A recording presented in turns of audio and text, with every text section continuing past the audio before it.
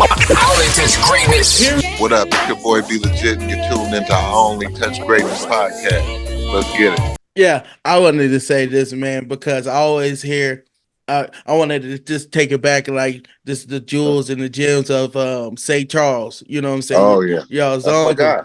You know what I'm My guy. I saying? talked to him the other night. The Jewels of St. Charles is unmatched because, um, he was ahead of his time.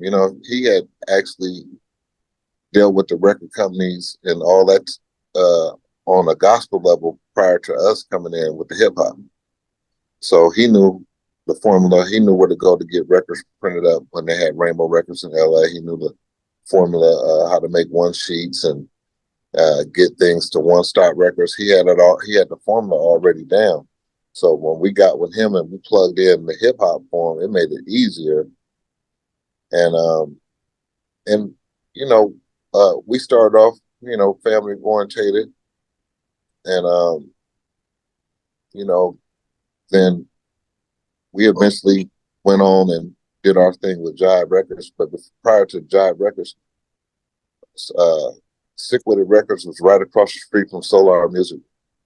Yeah, so yeah, we did that song, $1 Million Spot. We did another song too, man. We did a couple songs. Studio Tone got them. But, after the demise, we just look right there. You know what I mean? So yeah, we got some unfinished songs with Tupac, yeah, for sure. Sorry to cut you off there. You're heavy on the cannabis influence too, and you work a lot with Berner. Oh yeah, Berner's like my guy, like my guy. Yeah. I remember Berner. Shout out to Berner. Yeah, when Berner was 20 years old, he was working at a club as a bartender, but he was always, had the good weed. So we was in San Francisco one night and he was working at the club, but I go to a strip club next door and I'm like, hey bro, bring me, the weed over here.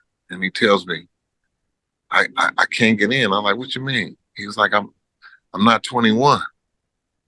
And I'm like, wow, like how are you a bartender at another club, but you get into this one, you know what I'm saying? So that was one of those strange, funny things.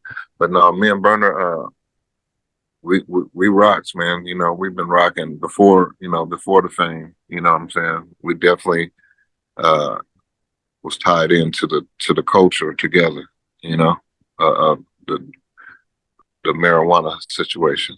We still can't bring it across the border. We talked about how you were our Vancouver story before Prince got here, but you still can't bring it. You still can't bring it across the border, even though it's legal in BC and it's legal in Washington State. They still don't want. They don't want your agri. It's like how they like sometimes they ask you, hey, you got any fruits, vegetables, or stuff like what I'm saying. I guess they just don't want it.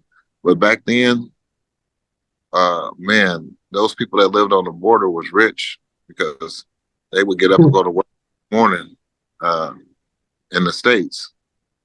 And, some of them were carriers. Oh, yeah. I know what you're talking about. Yeah. And I understand the assignment. And those 5 o'clock fishing trips were nice, too. Yeah, probably Point Roberts. Yeah. Nice and foggy on that water.